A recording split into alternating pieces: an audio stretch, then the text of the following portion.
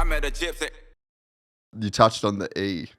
What was that experience like? You actually raced one of my good friends, Jay Wilson. Yeah. He rips, eh? Yeah, dude, I was Were pretty you impressed. pleasantly surprised? I was, yeah. No, I remember Taiichi Honda, who is kind of over HRC off-road kind of motocross, asked me like in January, "Hey, are you interested in racing?" His name's Honda, Yeah. and he works for Honda. Yep. Legend. Yeah, it's awesome. Imagine if he worked at Yamaha. Yeah, it's pretty funny because one of our development team's guy's name is Takuya Suzuki. I was gonna say it's probably Suzuki. Yeah.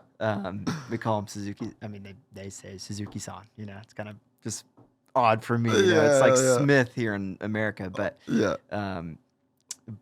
Yeah, he was like, "Are you interested in doing this?" And I'm like, "Yeah, I mean, I've raced in Japan before. Like, what an amazing country. yeah, dude, incredible. Like, just the chance to go back there is like, sign me up, you know." Yeah. And they gave me a decent bonus structure, and I'm thinking, yeah, dude, it'd be sick. I'll just go race this e-bike, maybe make some good money, and it'll be fun. Like, and then I started watching some videos and following some of the races. I'm like, dude, this guy kind of rips. Yeah. And then you ran into Jay Wilson. Yeah. So yeah, no, that was I wasn't expecting that. I think that he really helped elevate the bike because I really had to push it. Huh.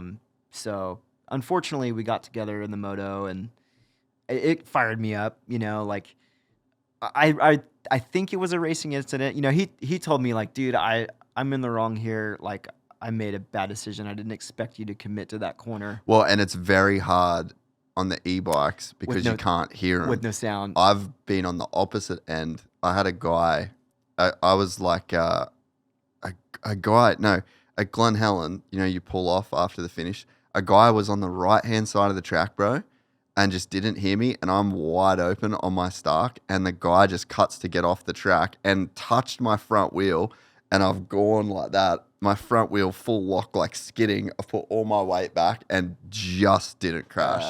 And that's what happens on those. You can't hear them, you know?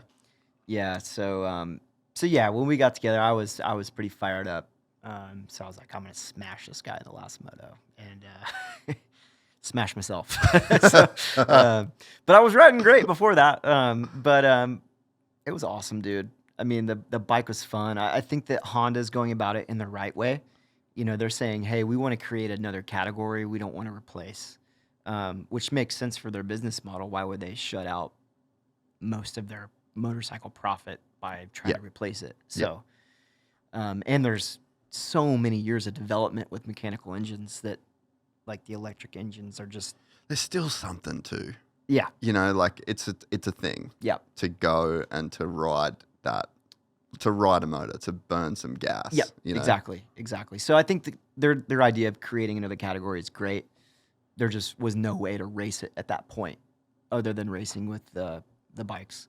You know, I think we originally wanted to race it with the 250s just in the development, but the sanctioning body was like, no. They're way too good. Yeah, way too good. But how does it compare to the Stark? Have you obviously would have ridden one of those? I mean, it's the same in the ways of the characteristics, right? Yeah. Like, you'll hop on the 2 and kind of go like, okay, this is the same sort of thing.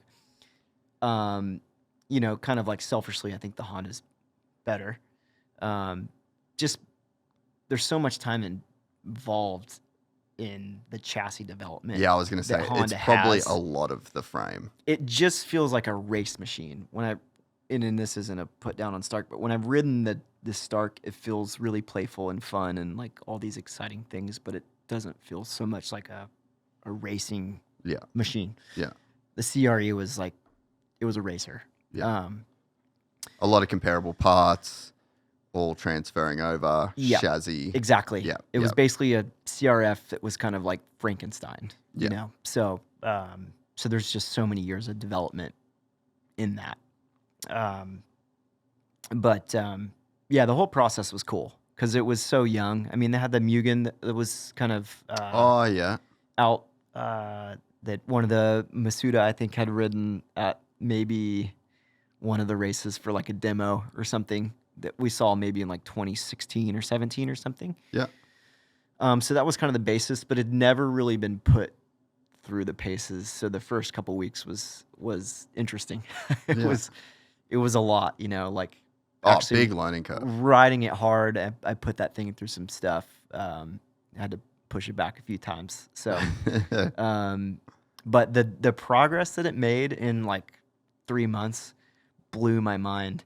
So how many trips did you do back and forward? I did, I think 4 Okay. total. Did you get to ride it here, or it's only No, there? there were at that time there was only like 3 or 4 of them. So, So cool, dude. yeah, and that part is 10-year-old Trey. crazy, dude. Yeah, and it's Yeah. all like it's all machined, right? Like it's none of it's cast. It's just looks trick. Ugh, You know, it's stop a it. beautiful machine.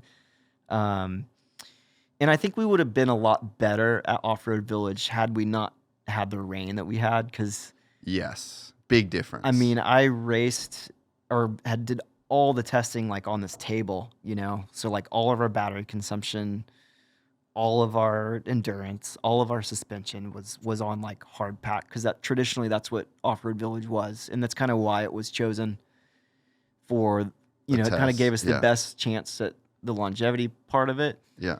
and then it's kind of like the lesser amount of strain as some of the other tracks. And it Oh, was, and you just get so much more speed Yeah. out of it as Yeah. well.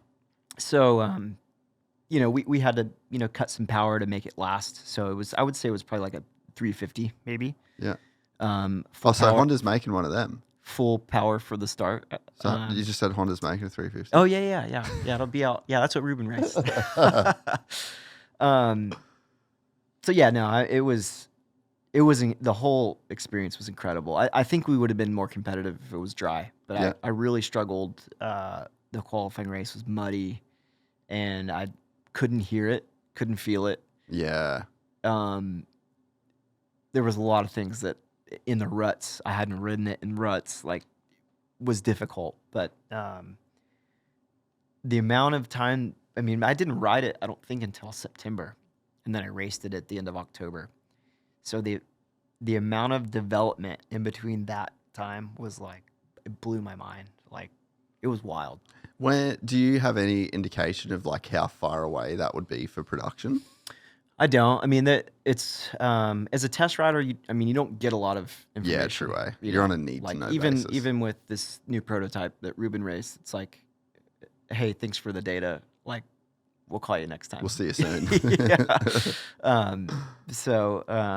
In any information that you do get, it's kind of like you see it and then it's gone. You know, Yeah. you don't get to really keep anything or, you know any hard facts. Which is probably good, because then you can't risk slipping up. Yeah, and then for me, I'm personal contracted, right? So, you know, if I go to another brand next year, I mean, You I can't take any can't with take you. any of that information with me. So, yeah. So it's probably the smart way, you know. And it's, you know, I've made the mistake with the 25 machine talking about it too much before it was out, you know, because I'm You're a frother. I'm a frother, you know. I'm like talking Yeah. about this new linkage and all this new theory, and they're like, hey, Trey-san. you can't talk about Shut this. up. Yeah. The very nice, polite Japanese way. Yeah. Trey. Yeah. Big mouth, cause problem. Please stop now. Fired. So yeah, I can nerd out on it, and so it's probably, I've gotten better at just understanding what I can and can't talk about, and trying to dance those lines is you know, especially like with this Ruben thing. There's obviously things I love about this bike and want to, you know, blab on Shout about from the forever, rooftops, but I'm just not going to, because it's you know, the work of a lot of hard people that they want to kind of keep to themselves. So yeah, that's probably why. If you enjoyed this content, please like and subscribe. And to listen to the full 3-hour podcast, search Gypsy Tales in your favorite podcast platform or click the link in the description below. Gypsy Gang.